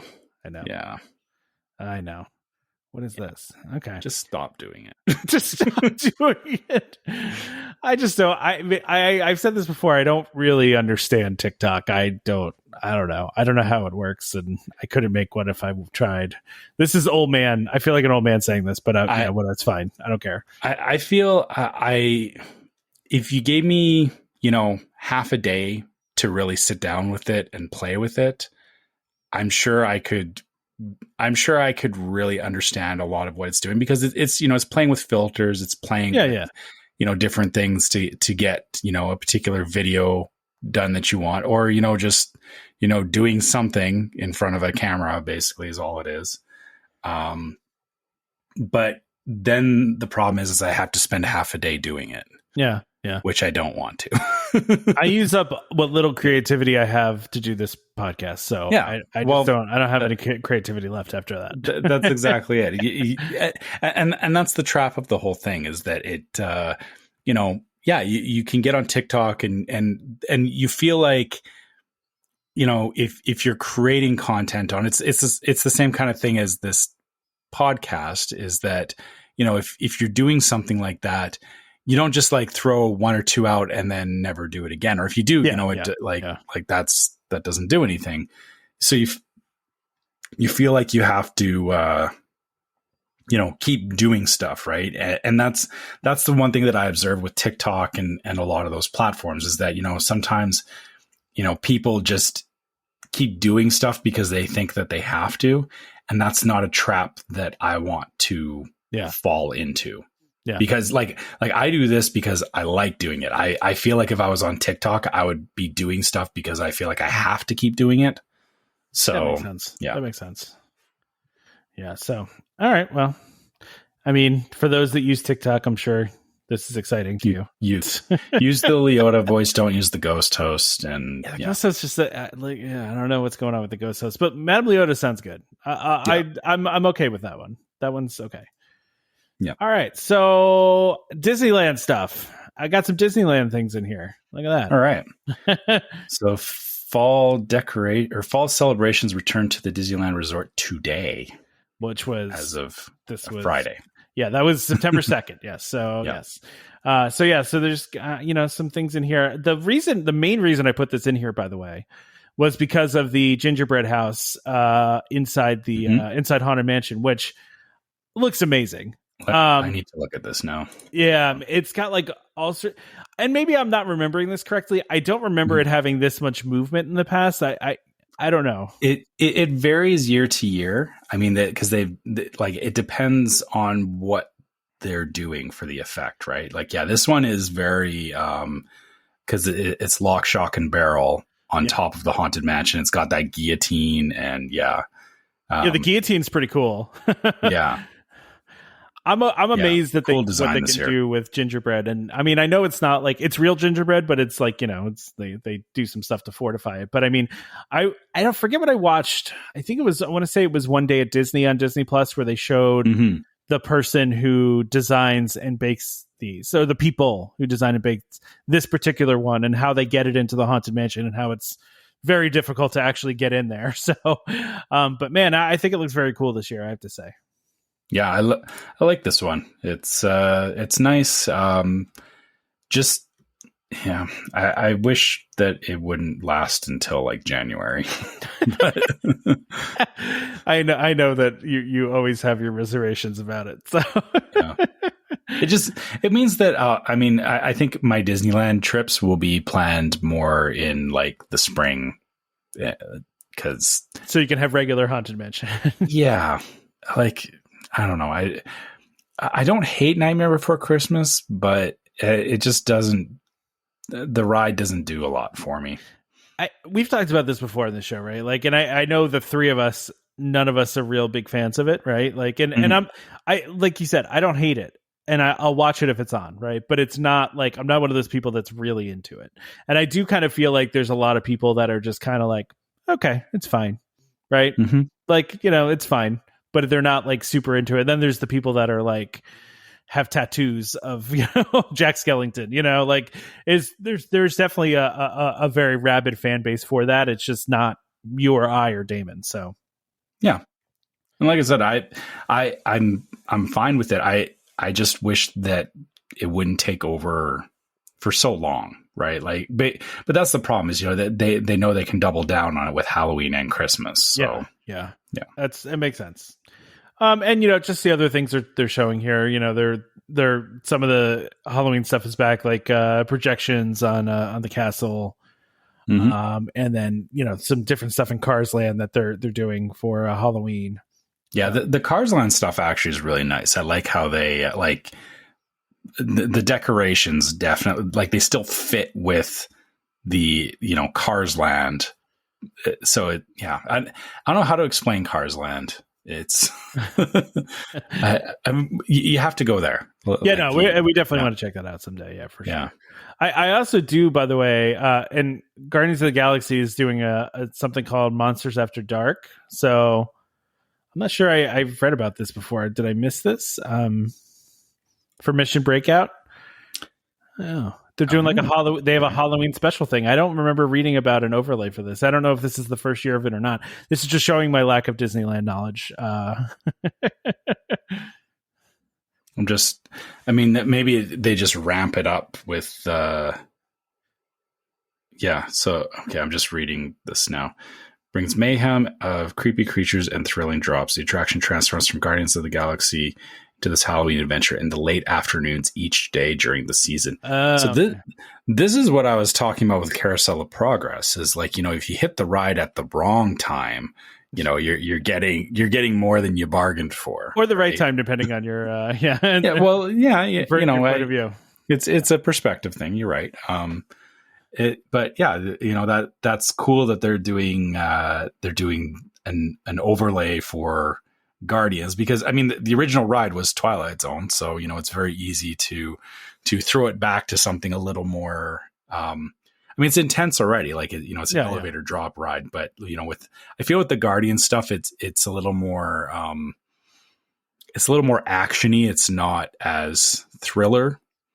So I do like that they're at least giving it some time during Halloween to still be that Twilight Zone type thing, right? Yeah, and the other piece here too is the Coco stuff that they're doing, which I also think is cool. They're doing a street show, a musical celebration of Coco several times a day, which includes a Miguel puppet. Which is pretty cool. This is cool. I like this. I actually kind of wish they would do this at Disney World. I think this would be a very cool thing. I think I've said many times one of my favorite things at Epcot is the mariachi band, and I always enjoy. And Coco is awesome too. So again, you got to go to California Adventure because, like you said, that the mariachi band thing. Like, I feel like they crank it up to 10 in California Adventure because like a lot of that culture, like it's very prevalent in the area. Yep. Like in Southern California and all that. So it's cool that they use it in the parks the way that they do, right? Yeah, for sure. So, for sure. Yeah. You would love it. Like I would. Like I haven't seen the Coco one particularly, but I've seen other, the other like parades and shows they've done in the past in California Adventure, and you would love this. No, for sure. I definitely would. So, and now I also put a food guide in here. I know you don't, you wanted a break from food, but I think there's some interesting things in here. So okay. And it's not every week. Like, yeah. It's just, sometimes I don't want to talk about it. I'm good this week. Okay, good. Yeah. Yeah. Well, let's see what we got here. Let's go through. So this is the Disneyland foodie guide. Yeah, this is Disneyland. Yeah. Yeah. All right. So already I'm picking out the spicy chicken sandwich, which looks delicious. Mm-hmm. Hand-breaded chicken, fried chicken breast tossed in spicy chili sauce with pepper jack and mustard slaw on a brioche bun. I mean, I could do without the slaw. I'm not a slaw. And this is at Carnation Cafe. Yes. Which, so Carnation Cafe is on Main Street, and they're known for serving like Walt's favorites. Is the best way to describe it. And I mean, this obviously wouldn't have been one of Walt's favorites, but this looks really, really good. It does look really good. I mean, it depends how spicy it is, right? Like, I don't care. I'll eat it. You like really spicy. I'm down. Yeah. Yeah. I mean, I'm kind of, like, if it's really, really spicy, I don't know if I'll like it, but I mean, I do like some spice. So I also want to point out this Halloween cake too, which, so I have to ask, okay. Okay, this is French Market. Halloween cake, purple colored vanilla sponge, raspberry mousse, fresh raspberries, and candied cocoa nibs. Is this thing under a black light? It's a good question. Like it's under a black light. I don't know. Maybe it just glows. I mean, I don't want to say it's glows, but it's very neon colored, right? Yeah. Yeah. I mean, it looks like, I was watching some home movies from when I was young, and I was dressed in these colors, and at one point, and I said to my mom, I'm like, how did you dress me like that? And she's like, it was the 80s. And I was like, okay, well, so everything was just neon? Like, yeah, same thing. Yeah, I mean, I look back, like, 80s, early 90s. I think half of my clothes were bright neon as well. Yeah. That's just what people wore back then. Which was especially fun when you went to play laser tag, or you went to like, went to bowling alley and did like, what do I call it? Cosmic bowling. I don't know if that's a thing you guys do in Canada. It was like disco bowling. Yeah. They have black lights, and you really glow. But that's kind of like what this cake looks like. I think it looks kind of cool. I'm not a big raspberry fan, but I mean, I like a good cake. Mm-hmm. Yeah. All right. So, let's. Galactic Grill in Tomorrowland has an Oktoberfest inspired burger. That's kind of cool that they're doing some Oktoberfest stuff. Darth by Chocolate. That's not pictured, by the way, we can't really see a picture, unfortunately. But chocolate pudding, red velvet sponge, chocolate mousse, and crushed chocolate cream filled cookies. This sounds better than that Halloween cake. Yeah, that sounds delicious. I would definitely get that. I like a good like a chocolate pudding layer cake kind of thing. Sounds delicious to me. Yeah, Darth. And this blood orange slush looks really good too. I like blood orange and raspberry. Yeah, I mean, the thing looks like a murder scene. It does. It's funny. The one in the picture kind of looks like a bloody handprint almost, like. Yeah, you're right. Yeah, it looks like a hand reaching down. That's, I doubt they could do every cup like that. But yeah. We also have a Rocky Road Halloween sundae. I don't know about you. I'm not a Rocky Road fan, but. No, yeah. This is boring. It does look kind of boring. It's just a waffle bowl it's just a boring sundae. These Mickey Bat cookies look pretty cool. They look cool. I don't know how good they taste. It really just looks like chocolate on a shortbread cookie. So yeah, but it looks cool. Yeah, these I would glance at as I'm eyeing up a cupcake in the display cabinet. Sure, yeah.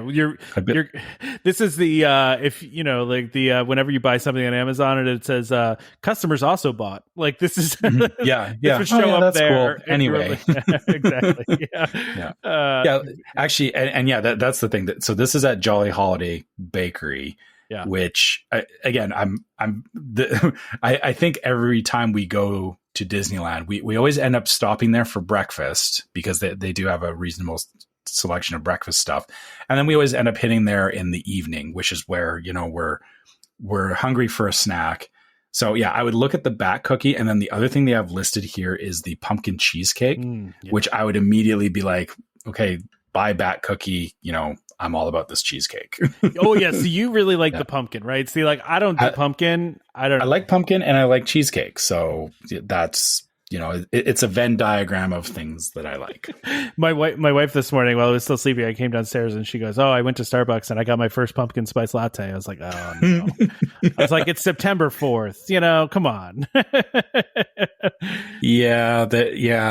They're already all in on it here too. I will admit I do like occasionally getting a pumpkin spice latte from Tim Hortons, and they had them on the menu, but I forgoed it when I was stopped by there the other day. I don't dislike pumpkin spice, because pumpkin spice is like cinnamon and nutmeggy, like kind of, right? Yeah. Like that's kind of, I just don't like pumpkin itself, right? So I'm not going to eat a pumpkin pie. I'm out on that. Like, but pumpkin spice, I'm fine with.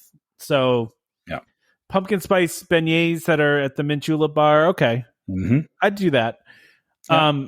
I actually think this monster Halloween cake looks better than the other cake. It does. Yeah, which is a colorful white chocolate mousse and buttercream. This one is just kind of like, it's more of a simple cake, I think. It's devil's food cake and a chocolate mousse and buttercream. And, it's multicolored and looks like it has some eyes on it. So this is a very, buy this for your kids kind of thing. And they'll just eat this contently.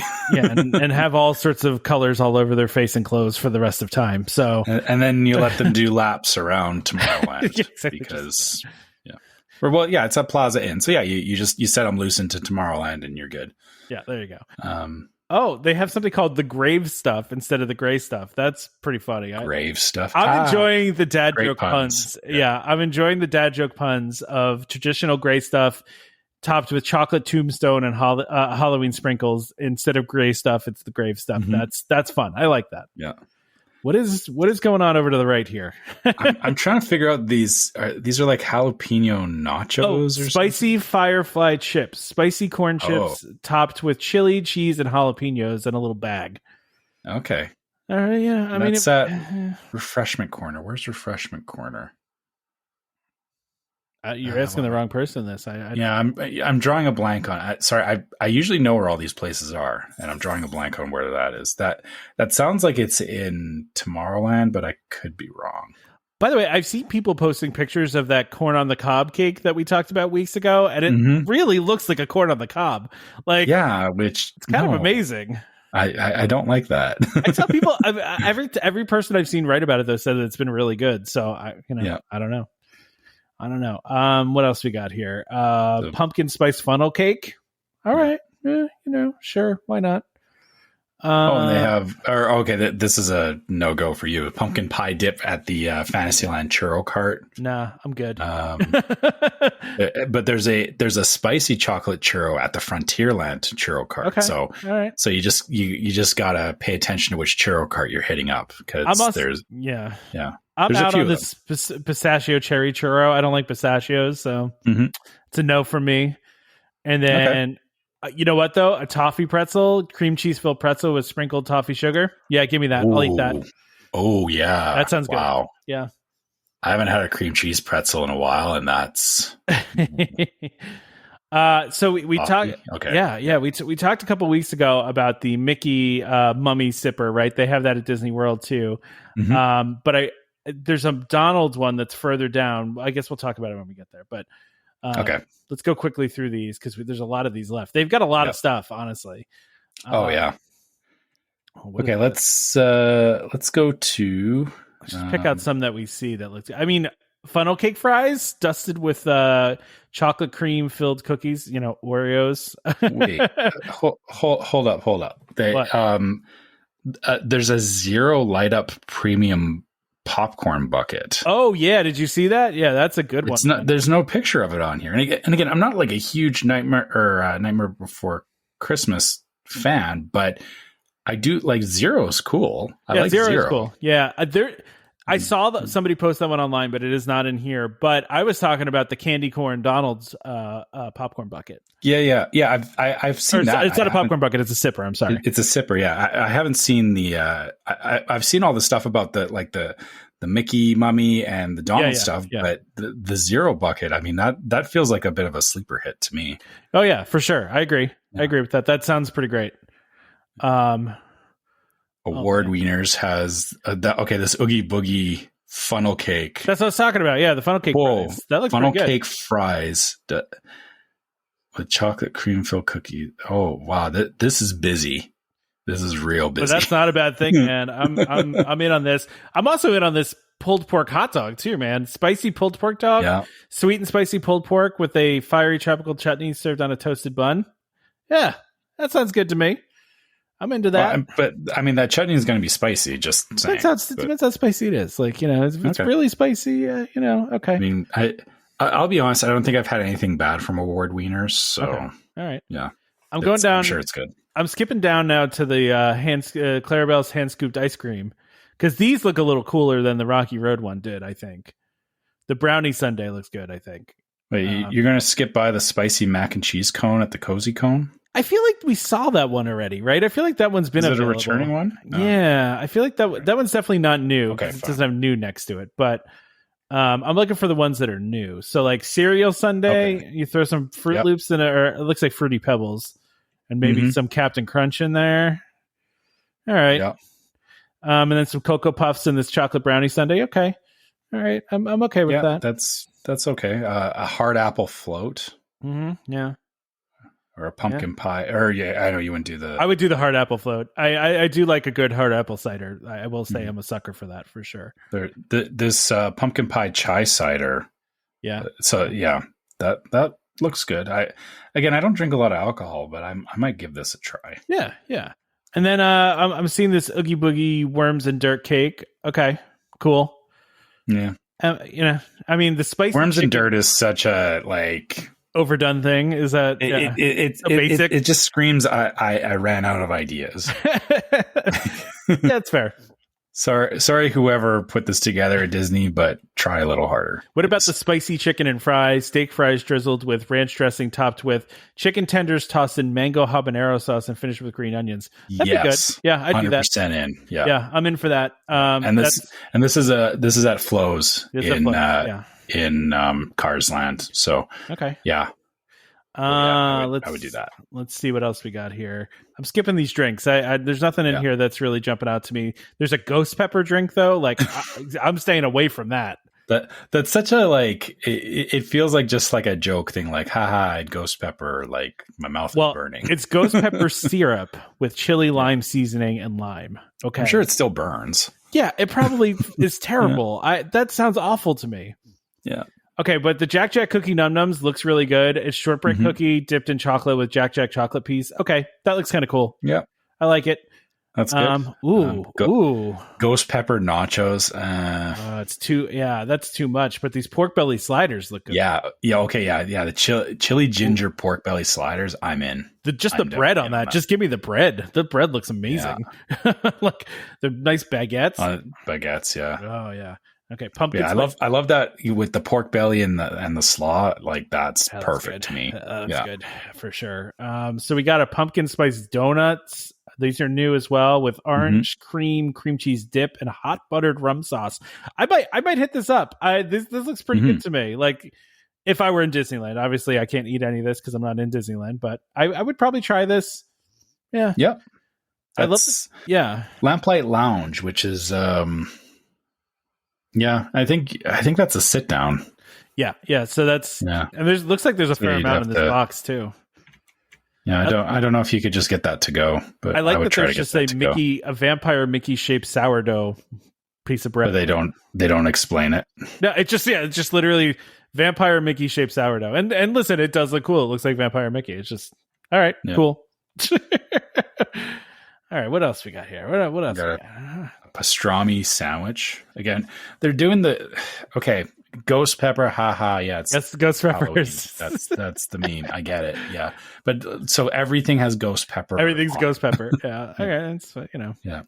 I'm just scrolling down now to see what else catches my eye. Since I think we should try to wrap this up. Like yeah. Just the sipper. I like the Donald sipper. Peas. Yeah. I don't think there's anything else in here that's really jumping out to me that's new. A lot of this stuff is not new, right? So yeah, a lot of it has been there before. So yeah, I think that's all I got with these. There's a Jack Skellington cupcake. Sorry, I'm just looking. Loaded buffalo chicken fries. That sounds good. all the way at the bottom. I'm all the way at the bottom. Yeah. Okay. Yeah. I'm just going through the rest. Yeah. All right. Yeah. Lots of, I feel like they're really going in on the spicy and the buffalo stuff. Yeah. This time. Yeah. I mean, there's a lot of good looking food here, man. They have a lot of new items too. So it's not just all retreads. Like there's a lot of brand new stuff here. So which is cool. I like when they're doing new things and not just recycling all the old stuff, but I'm also not against them bringing back popular items from the year before, Yeah, but for sure. Bring me new stuff too. So yeah, little bit of both, please. All right. Let's wrap this thing up, man. All right.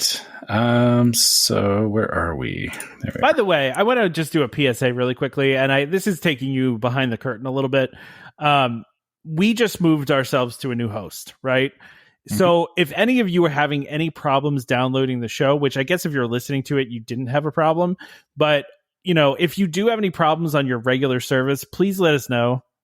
Like, so we can troubleshoot and figure out what's going on. Just let us know as soon as you can. Just throwing it out there to anybody. If you have a problem, we need to know as soon as we can. Or if you hear from somebody, saying that they can't listen to the show, point them, tell them to send us an email because, we were hoping, or, it should be fairly seamless, but, like all technology, it should be okay. And it isn't. Sometimes it isn't. Yeah. But I mean, listen, you don't have to do anything different. If you're already subscribed to us, you will continue to be subscribed to us. That doesn't change. All the same places you can get us from, you can still get us from. For most of you, this change has already happened and you have no idea. But I just want to put it out there. If anybody does see a problem, please come to us. And we did make a change, so it might be weird. Yeah. So anyway, let's wrap up. Okay. Yeah. So as usual, like we were saying, if you guys want to reach out to us, you can always find us at welcomehomepodcast@gmail.com. If you're having issues with the stream, let us know. But also we love hearing trip reports from you guys, just, questions. If you just want to reach out and say hi, that's cool too. We love interacting with you guys. Same thing. You can find us on social media, Facebook in particular is Welcome Home Podcast, and the Facebook group Welcome Home Disney Waitlist. If you want to, talk to us and interact with some of the other listeners on the show as well. We got some great listeners that post stuff in the group, and people are always sharing their own trip reports and stuff, which we love seeing. We love seeing that you guys are enjoying Disney as much as we are. So, keep it coming in there. And if you want to follow us on YouTube, Welcome Home Podcast is our name on there, and Instagram is Welcome Home Pics. Good places to be subscribed whenever we do live streams or go to the parks and stuff like that. You can stay up to date on the stuff that we're doing around that. And if you want to, maybe help out the show a little bit, go to store.welcomehomepodcast.com and check out our merchandise. We got a bunch of different stuff in there, like shirts and mugs and stuff like that.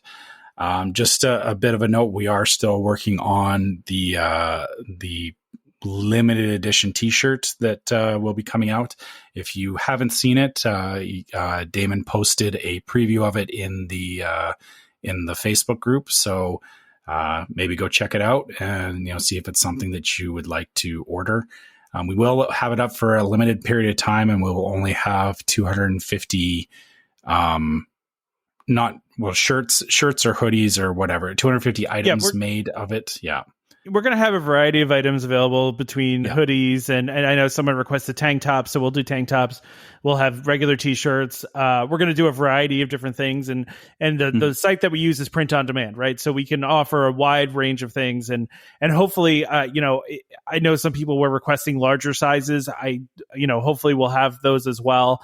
Really just depends on the supplier having those, but we should have pretty much any size you need, and you can buy them anywhere too. I believe we have the ability to print internationally as well. So we'll do our best to meet everyone's or to accommodate everybody or as best we can with this. But so that is coming. Keep an eye out for that. And also, again, if you want to support the show through Patreon, go to patreon.com/welcomehomepod and check out our different levels of Patreon support there that come with some exclusive merchandise that you can't actually get in the store. It's a special logo just for our Patreon listeners. And that also gets you access to the Discord server, as we mentioned earlier in the show. We have some of our listeners on Discord, and we love talking to everybody on there and having great discussions. So if you're interested in that, consider checking it out. Last but not least, if you are listening to this and you're either on iTunes or Spotify, consider leaving us a 5-star review. It does help with more people finding the show because it just makes it more visible. And, if you want to leave us a review, we would love to see those. If, positive or negative feedback is welcome as long as it's constructive. One word feedback like boring, not interested. But yeah. At least say something, right? Yeah, give us something, Come on. So anyway, I'm going to go back to 2020 and read a review because we didn't get any this week. So this is from 2020. This is from Flyers Hutch. Best DVC podcast. I found these guys researching about DVC. I started listening around episode 6. Look at that. And have been a faithful listener since. The guys, Tom, Trevor, and Damon, all have unique perspectives and opinions about DVC and Disney. Above all else, though, the show is just fun. The guys seem to really enjoy each other and just have a lot of fun. Whether it's picking on Tom for not riding roller coasters, that's just harsh. Trevor for being Canadian, or Damien's non-contrarian opinions. They all just mesh really well together. A must listen to. Thank you for putting that up nice. 2 years ago. So hopefully we've continued to be that and more. So please leave us a review. We'll read it on the show. We like reading reviews, good or bad. There's always something fun to read in those reviews. So, and of course, don't forget to subscribe to Welcome Home Podcast so you can be reminded every time we release a new episode. You can find us on Apple Podcasts, Google Podcasts, Amazon Music, TuneIn, Stitcher, Spotify, just about any podcast app out there. You can find us. Just search for Welcome Home. Look for the one that's Disney and DVC. Look for our little castle logo. You can find us. Just a reminder to our listeners, as always, Welcome Home Podcast is for entertainment only. We are not employed by the Walt Disney Company, and all opinions we express on the show are our own. So please consult a Disney cast member or DVC representative for more information about anything we talked about today. Huge thank you to World of DVC and, of course, DVC Resale Market for sponsoring this episode. I'm sorry, I said DVC Resale Market. I meant DVC Rental Store. Yes. Yeah. It's almost 2 hours. We talked too long. Join us next time for more Disney Parks discussion. Of course, more DVC talk. We hope to see you all real soon. This is Skipper Albert Awol, the voice of the jungle, signing off from Welcome Home Podcast on the DVC. Do a huddle when we hit a chair. How she can cuddle is no man's affair. I looked around from pole to pole, found her in a sugar bowl.